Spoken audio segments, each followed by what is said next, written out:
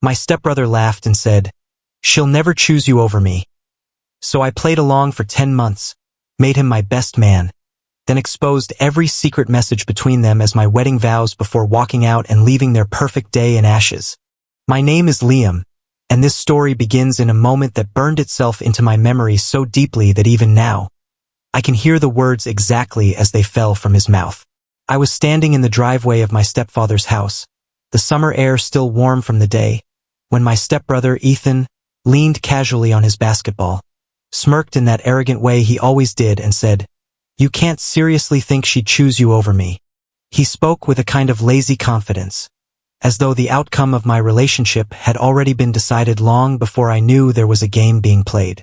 In that instant, the sky around us was painted in shades of gold and orange by the setting sun. But for me, it felt as if the light had been completely snuffed out.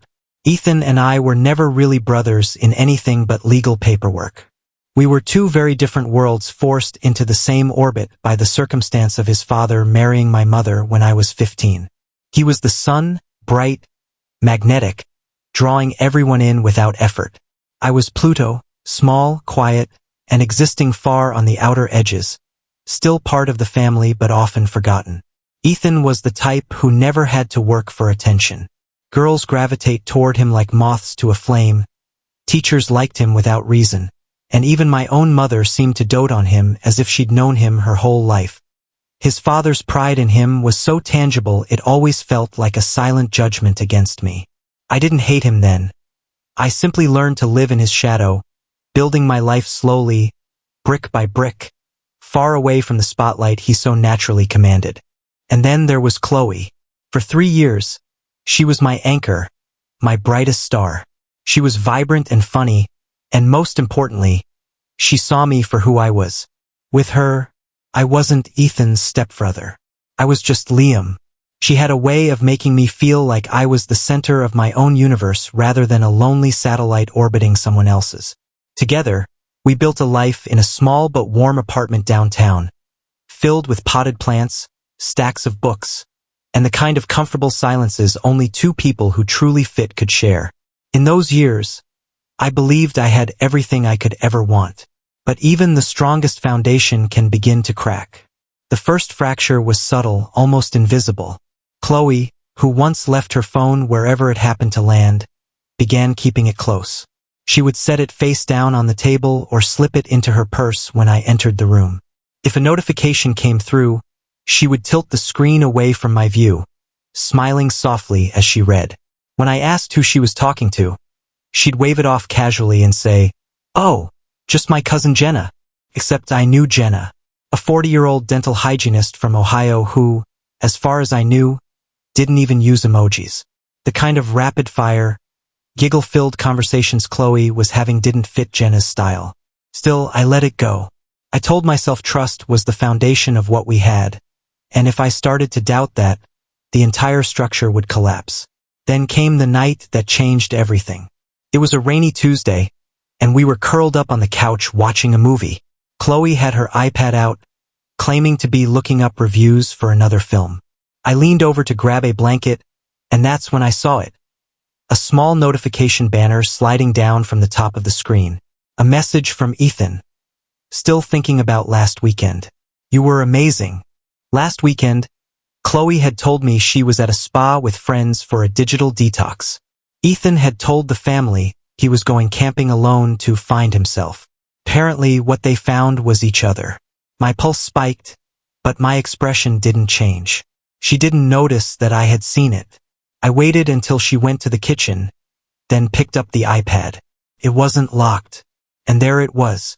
Months of messages, pictures of them together on solo trips, late-night conversations about their deep connection, emotional confessions that cut into me like knives.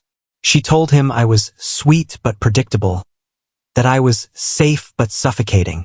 She claimed she needed a man with fire, and Ethan, playing the role of confidant and savior, promised he had enough fire for both of them. They even spoke casually about how she would marry me first to secure stability, and then leave me for him once the timing was right. I scrolled through it all in silence. The hurt was so enormous it wrapped back around into a calm, hollow stillness. Confronting her immediately would only lead to lies and deflection until, somehow, it became my fault. No, this would require patience.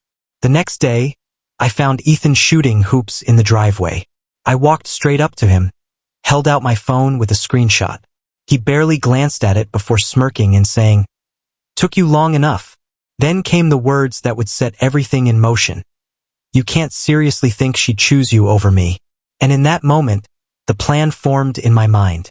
Not out of rage, but out of a cold, precise certainty. I wouldn't just end this quietly. I would end it publicly, perfectly, and permanently. As the wedding day finally dawned, the air was heavy with anticipation.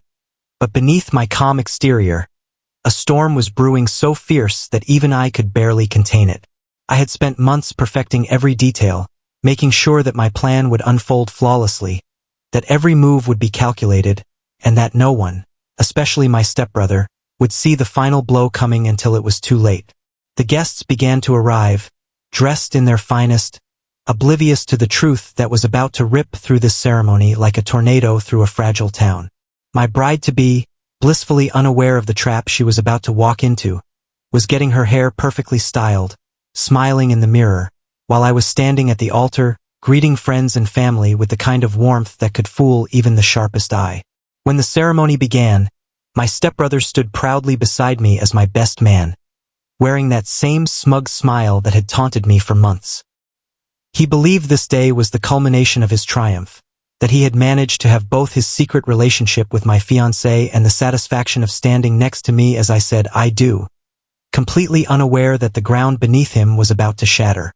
As the music swelled and the doors opened, she walked in wearing a gown that made the whole room gasp, her eyes locking on mine with that familiar pretend innocence that she had perfected so well. Every step she took toward me was another step toward her own public undoing. My heart didn't race out of love anymore. It beat with the steady, measured rhythm of justice approaching. When it came time for the vows, I took a long breath, glanced around the room, and then looked my bride in the eyes with a smile that only I knew the true meaning behind. Instead of reciting promises of forever, I pulled out my phone, unlocked it, and began to read word for word the messages she and my stepbrother had been sending each other for months. Every whispered plan to meet behind my back, every cruel joke they made about me, every pathetic excuse they used to justify their betrayal. The room fell silent except for my voice, which cut through the tension like a blade. Her face went pale, her perfectly composed expression crumbling into panic. My stepbrother's smirk vanished instantly, his eyes darting around the room as if searching for an exit that didn't exist. By the time I finished reading, you could hear a pin drop.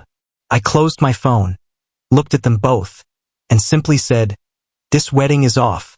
Then, without another word, I walked down the aisle alone, leaving them standing there in the middle of a room full of gasps, whispers, and judging eyes. Guests turned their backs on them, the photographer lowered his camera, and the perfect day they had imagined together had been reduced to nothing more than ashes. Outside, the air felt cooler, cleaner, as if the world itself was congratulating me for finally setting myself free. And as I drove away from that venue, I didn't feel heartbreak. I felt peace. Real, undeniable peace.